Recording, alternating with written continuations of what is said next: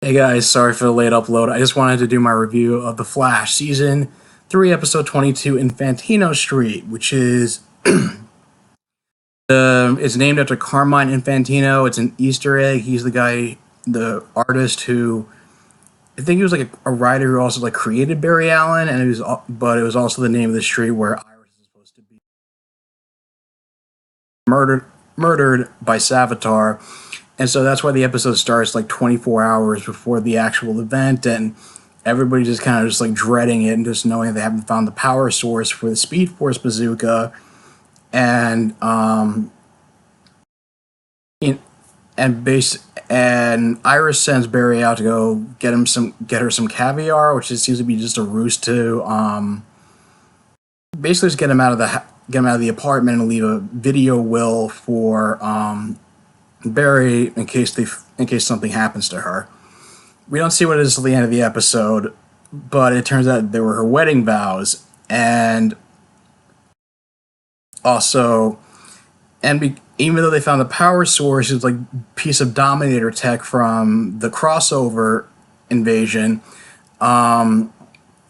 Lila is locked up in Argus, and Lila says that Barry can't have it because she can't trust him after Flashpoint. And so, desperate times call for desperate measures, and so Barry goes back in time to Siberia 1892, where the Legends were on a mission during the events of Season 1, and recruits Captain Cold and explains the situation to him.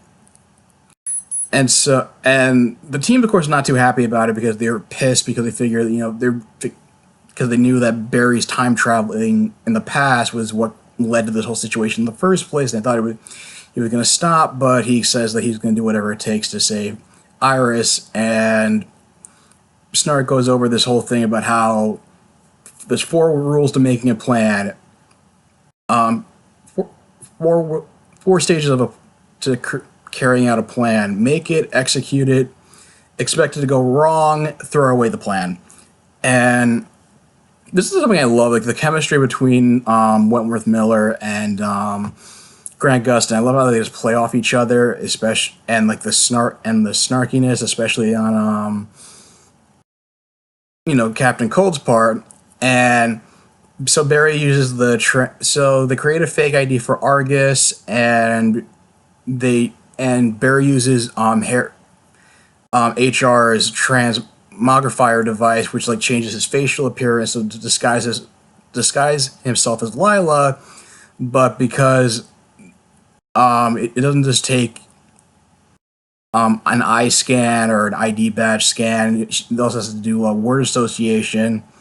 But Barry doesn't know what it is, so he has to like use some like oppressive like martial arts and just like knock out the agents there. And so they manage to sneak down into the cells, and they find like different people being held captive, including Grodd, Cupid, and we even get an Easter egg from Wonder Woman, apparently someone named Cheetah. And the reason why Barry needs Colt's help is because of the fact that the whole building is laced with power dampeners, so metahumans can't use their powers, especially since they naturally have Grodd there. And but it also kind of makes you wonder, like, why is the West family going to Earth 2 in Harry's care and not telling Barry about it? Because whatever Barry knows, Savitar will know.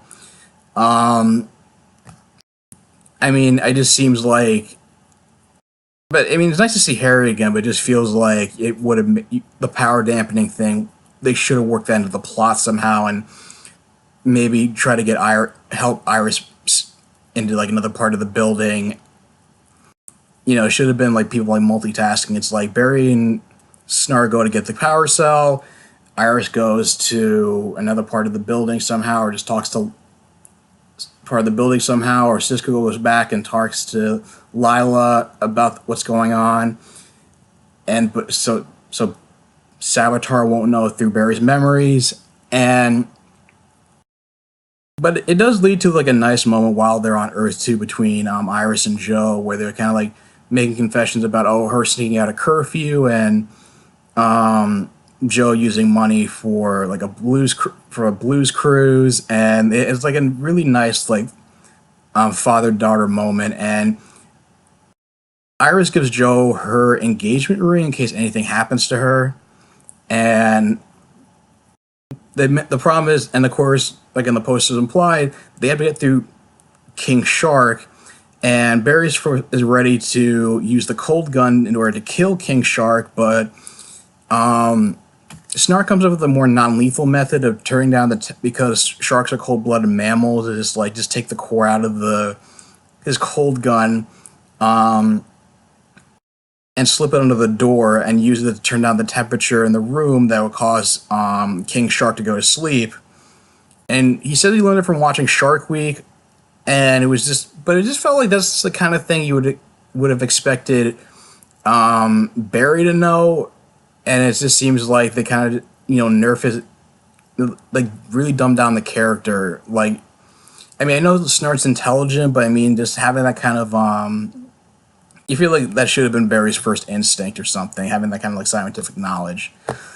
So they kind of make like a Jaws reference to just seeing the fin and not showing the shark, and while walking around in this like cold mist, and Snart making a joke about how they never showed the shark because they didn't have the money to make it look good, which is true. And then they get the power cell, but it sets off alarms, which causes the door to start to close, and only Barry's able to make it out before Snart gets locked in, and start making a joke about, hey, if Cisco can get me out of this, tell him I'll put in the Google with my sister, which they successfully do, but only after King Shark tries to grab Snart, and they have to close the door on King Shark's arm and cut it off, and you hear Snart make a reference, go, "Ouch, been there."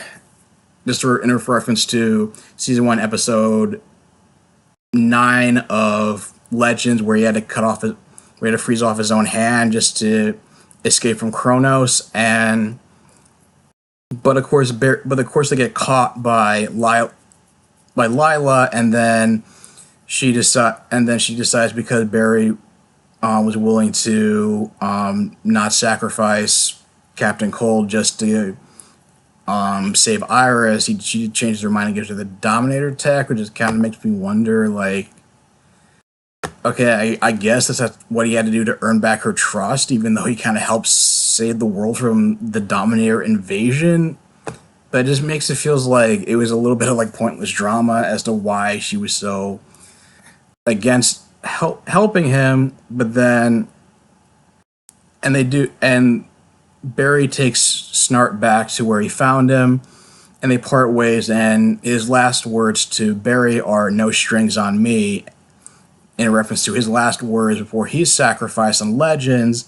And they do this nice like jump cut where you see Barry like zipping around the city and running back to Star Lab and say, "Oh, we got the power core, where's Iris?" And then HR just blabs that she's on Earth 2.